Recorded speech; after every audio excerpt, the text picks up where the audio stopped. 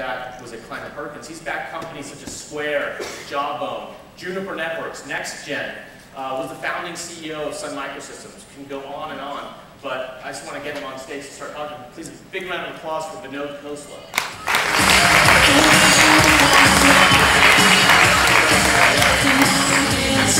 Hi, everybody.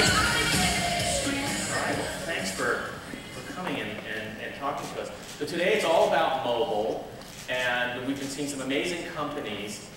You know, as an investor, what percentage of the companies that you're looking at are mobile or have a mobile component? How do you think about mobile? Well, our business is very diverse, but mobile is becoming central. I mean, it's almost, I feel embarrassed to say it just because it's so obvious to everything. So whether we look at healthcare technologies, mobile is central to that. We have a particular philosophy in healthcare. We're looking at enterprise. Mobile is central to a lot of enterprise type things like Yammer sold an example. Mobile security is a big deal. And then there's of course the internet stuff. In the interpretation of mobile in our mind is actually going more mobile than the way we think of mobile, which is cell phones. You know, things like wearable devices like the Jawbone, and we're starting to see an explosion in wearables, which means an extension of mobile and maybe even the more interesting part of mobile. Right. So we had a lot of mobile companies, mobile health companies. That was our first section here. And it seems like there's a big theme of taking the smarts and the electronics in these phones and then lowering the cost of creating peripheral devices, whether that's a thermometer that we saw or, you know, other devices. So it really seems like open up a new opportunity to, from an economic point of view, right, to not only innovate on the design and the product side, but also on the economic side. Absolutely, and it goes even beyond that. The first generation of people are saying, well, we can build cheap devices and do a lot of computation on the phone.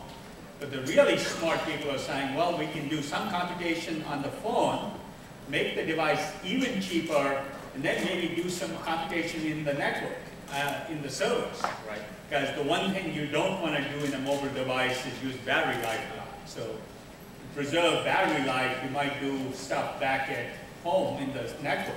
Right. So you're seeing intelligent distribution of tasks with the idea that the sensors can become incredibly cheap. My favorite device I was showing Eric back there is an EKG machine. It's sort of built into the case of this iPhone. So it's just an iPhone with a case with these two little electrodes. And if I fire it up, my EKG shows up here. Can you see this? Get a close-up shot of him. Put it on the back there. There we go. How's your heart rate there? I love it. 74, yeah. I just got Vinod Khosla to do a demo on stage. But, you know, a device like this costs 15 bucks to make because computation happens everywhere compared to almost any other EKG type device. But think of the application. This is the other side. Thousands of dollars. Yeah. But there's something more important. You know, if you're a cardiac patient, and there's 10 million of them in this country, you might cost the health system $15,000 a year or more. Severe patients might cost substantially more than that. But they get their EKG twice a year because they got to go into the hospital, get this hookup, and cost $1,000. Here, you could do your EKG when you get up in the morning. You could do it right after you exercise, right after you eat. If you're not feeling well, suddenly you might do 5 EKGs a day like you do blood tests if you're diabetic. And then a whole set of data opens up that most people haven't even started to think about. That's when mobile intersecting with, mobile's great for collecting lots of data. Right, sensor network. You know, it's easy to get 100,000 EKGs on a device like this. Impossible to do it any other way. So when you lower the cost of these devices and products, you also change the use cases for them, right? Absolutely. Collect a lot more data. Right? Now you have so much data that data science in the back end and machine learning systems and all those start to interplay with the data you're collecting, you might be able to find a lot more than you could possibly do with normal cardiology. So let's take a step back. You have a really unique perspective on Silicon Valley and technology industry. You've seen a lot of shifts in computing, right? Starting from your days in Sun. And now what we're talking about is the shift from the PC era to these mobile devices. So when there are these shifts that occur, and you're an entrepreneur and you want to take advantage of the shift, obviously you want to get on the wave of the new technology and take advantage of all that it can offer. But from a business perspective, what do you have to do to make sure that you are armed for success? You know, you ask a funny question. I'll tell you my view is somewhat radical. In the last 100 investments we've made, we've never calculated an IRR or a rate of return. Never. I forbid it because it's mostly misleading. The way to address new areas is not to have a plan, but a plan to build a plan as you explore. It's really important in new areas to not pretend we know how things are going to evolve. It's really important to have an idea, jump in, and try a lot of experiments. So as you go to new areas, you really want to be in what I call explore mode. I sometimes liken it to going around in a British roundabout, and there's 6 roads going up. And the argument I give as an entrepreneur is if you build a plan and pick a road, you'll only lead to go to where the road leads. It's worth your while taking some time to go around in circles exploring what might be down each road. Just don't go around. And so that kind of wasting of time going around in circles can actually be very, very productive. This is where I depart from many investors. They like to have a business plan. They like to have an execution plan. I love to have exploration plans. And very often, you know, I'll take a company like the one I just demoed. My main argument to the company is the last thing you want to do is worry about revenue. Other investors like revenue. I like more data. Because I could discover new approaches to cardiology from if I had 1 million EKGs, which nobody has anywhere in the world. Right. So exploration is key. Not getting too business-like to your original question is absolutely key, and being in exploratory mode in new areas. So how do you have a huge fund. I think your last fund was a $1 billion fund? We have a big fund and a small fund, right. But yeah, more than $1 billion under management over the course of your 4 funds. Usually when funds get big, investors feel the pressure to make bigger bets to get those returns. Yet you have been able to continue to invest at a very early stage in companies like Square, Jawbone, Lookout, right? At the very earliest stages. So, what are you, and you're not looking for that certainty of the plans that you know that you can get the ROI. You're not even looking at the ROI. So what are you looking for? So, you know, surprising as it may seem, most of the investments I spend time on are under $3 million. I'd say 80% of my time looking at investments is on very small investments because that's where the radical ideas come. And our approach is not to overfund companies. People who raise $1 billion funds generally tend to make every investment a $10 or $15 million investment. It's a bad idea for their LPs because they're taking a lot of risk when maybe if the project fails. It's a bad idea for the entrepreneurs because they're overfunding a company and have less room to move and be agile. When you have a small amount of funding, you can be very agile. You can change your goals. If you have a 6-month delay or a 9-month delay, it's not a big deal. You have a low burn rate and you can explore. So I think if you stop pretending we know how business plans work, then we can take this exploratory approach to discovering what a business plan should be. And if we take that approach, we can discover much more interesting opportunities. And that, by itself, to me, results in creating much larger opportunities. So if you're trying to build a really big company, go around in circles in that roundabout, explore the various roads, and don't be too worried about schedule and execution and all that. Other investors hate it when I say that, so I don't go to board meetings anymore. I can just directly talk to entrepreneurs about it. But the whole idea is the bases of a large company are sown when it's small. The seeds are sown, the company is built when it's small.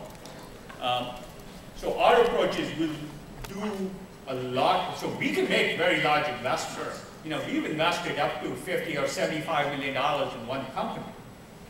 But almost all of them started with $1 and $2 million investments. Right? And they evolved their strategy. They had time to be flexible if they needed to because they didn't build up a high burn rate. Right. Really keep, if you have a high burn rate, you're not going to get a lot of flexibility on your business plan. So it used to be that VCs would invest in company and they would evaluate the team and maybe the founding CEO would take it to product launch or beyond, and then they would install a real CEO.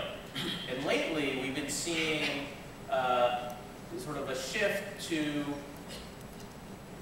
on the part of certain investors, I think, and I think you're among these, to helping those early stage founder CEOs grow into CEOs that can keep growing the company. And why is that important?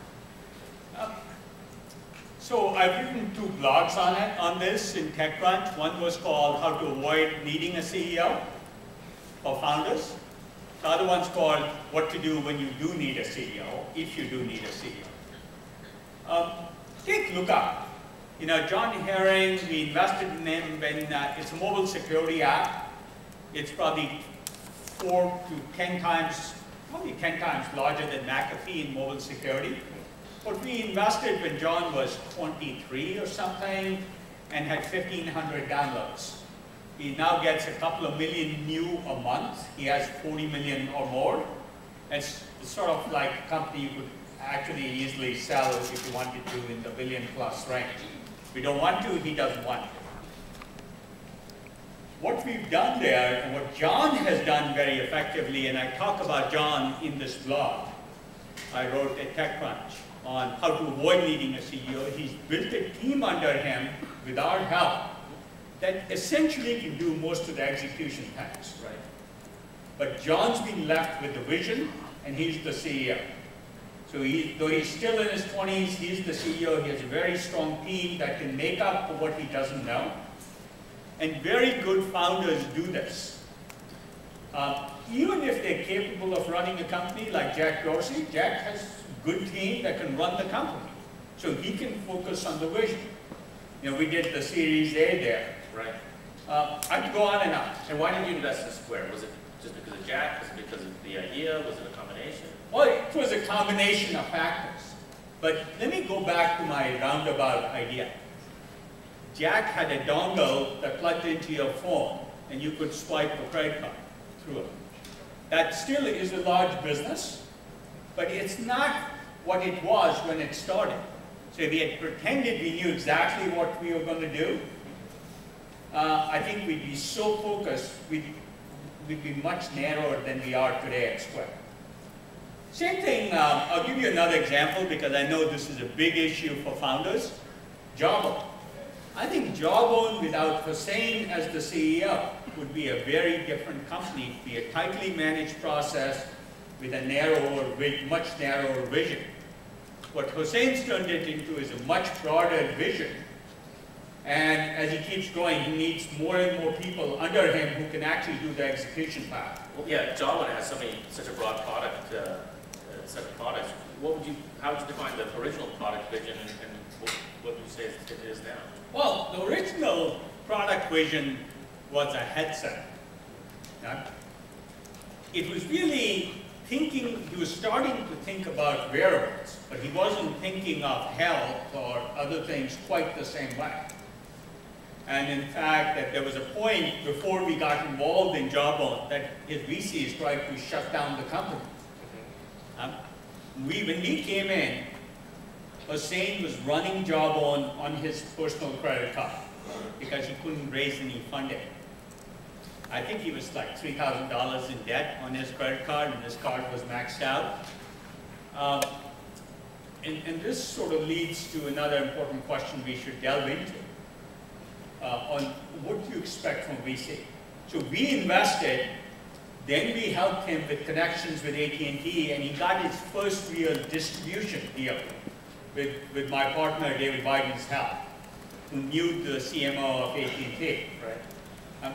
That then caused him to take off, which let us sit down with him and talk about, hey, headsets is a great launch business, but it's not a humongous business. So we call headsets, in my lingo, I call headsets base camp. Business big enough to get you a business so you can afford to then do other things. If you don't establish that base camp, you can't sort of plan your ascent to Everest. The key being, you plan your ascent, base camp has to be close enough to where the peak is so you can scope out your path to being $1 billion company. You got to get there first. Yeah, but you do this intermediate thing first, and either people do the whole thing or the small thing and never grow past it, and it's very... So what is